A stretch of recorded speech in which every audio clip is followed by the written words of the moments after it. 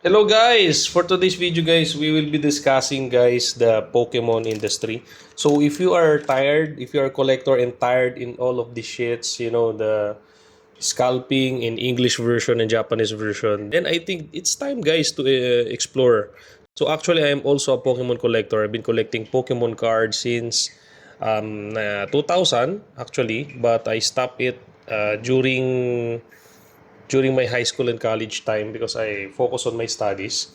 Okay, so and get back to the hobby again last 2019. So you can check my videos guys in YouTube. So that's the time I started again my journey.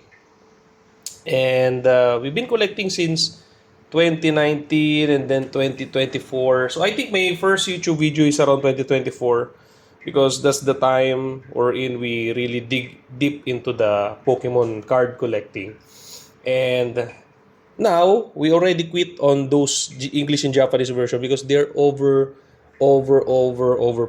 So if you are tired of those overpriced products like me, so guys, it's the time to stop being, stupid and buying those overpriced products. Or in fact, you can buy those very nice cards like for example this one is size method illustration rare. Okay, so this one in English version guys and Japanese version, I think they're selling for a single card like this, I think they're selling around 500 ringgit to 600 ringgit. But in Korean version guys, you can buy this for half the price or less than half the price. So what I'm telling is, right now the Korean market is not yet exploding. Okay, they already started, and I saw some increase in the price. You can try and check, guys, as well. So for example, the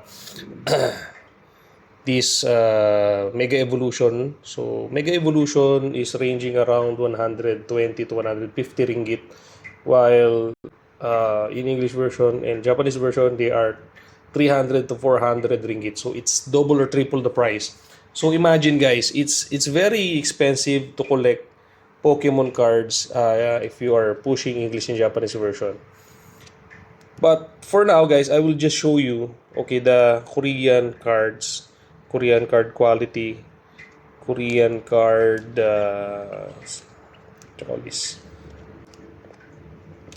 uh, rare cards like this one. Okay, so this one is Ration Rare is costing around 40 to 50 dollars in English version. Okay, but you can buy whole box for that price. Okay, so they're telling, so some of the commentators, some of the YouTubers are telling that the Korean cards are really not that good. So I can tell guys, I will tell that you should try to open one box first. Then you see by yourself. Tell yourself if it's really not worth it. You can see here the quality guys of the print, the it's very defined. It's like in Japanese version. I can say that they are more alike. Okay, the stock also is the same as the Japanese version. Okay, so here's the Japanese version, guys. Okay, so it's a bit thicker a bit than the Korean version. It's very small difference. And we already do some comparison on the weight. You can check that out. We posted some comparison between the weight of Japanese and Korean versions. And yeah, I can say guys that the feel of this is a bit thick but same weight, and then this one is a bit thinner but very small difference in terms of those aspects. The print is also the same, and actually some of the print is better than the English version. Okay, so this is Korean, this is in Japanese. So the print is very nice as well for Korean. But this is what I'm telling guys, for SAR, okay, the quality is really insane.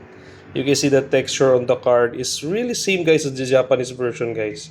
The thickness of also this SR and SIR and illustration rare, ultra rare. So the thickness of the card, the texture is also the same. So this is what I'm telling guys in almost all of my videos. So if you're just collecting for fun or collecting for the artwork, 100% guys, please switch to Korean cards. because they are also awesome, especially the SRs and SIRs were really really insanely good. Okay, you can check that out in my previous videos as well. We have a comparison for that. And if you are a risk taker like me, so I'm a risk taker, guys. Actually, this is my small business. I'm selling cards. I'm collecting cards and selling them as well in my Shopee shop. Okay, so if you want to buy some legit Korean products, you can visit my shop, guys. Daily Dose of Magic. We'll be posting that in this video as well, and we will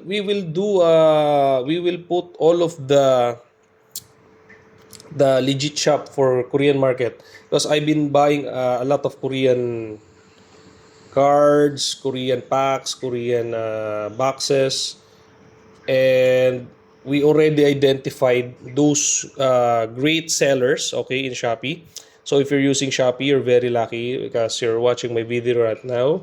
So we will be posting those shops, legit shops, and we will put all of those shops in the description, guys. So if you are interested to buy, so I saw some of the people who is commenting in our videos, they're asking me where to buy. So actually, guys, I don't want to post them because they never sponsored our video. And secondly, guys, is I want you to do your own research. But for now, guys, I want to share my knowledge. So I will be sharing those, okay, today. And yeah, I just want you to buy your own Korean packs so that you can see you can feel the Korean cards. Actually, starting from now, not starting from 1 month ago, okay, I've been collecting Korean cards, and I will never buy anymore Japanese and English versions. That's that's my philosophy, because guys, come on, let's be real. Okay, so this is Pokemon. So we love Pokemon. We don't care about languages. So previously, actually, majority of the people were not collecting Japanese versions, but yeah, they saw that the Japanese cards has having a very very nice artwork. I think majority of the Japanese version cards were really good compared to English versions. Okay, so way better the English versions. That's why people start collecting them. And since Korean is just the same as Japanese, then I believe, guys, that we need to look for another option rather than making these scalpers rich by paying overprice for the same quality product. So you can check my other videos, guys. Compare, do your own research before proceeding to Korean versions. So that's all, guys. That's all for today, and hopefully you learned something. And see you on the next one. Thank you so much. God bless. Please subscribe.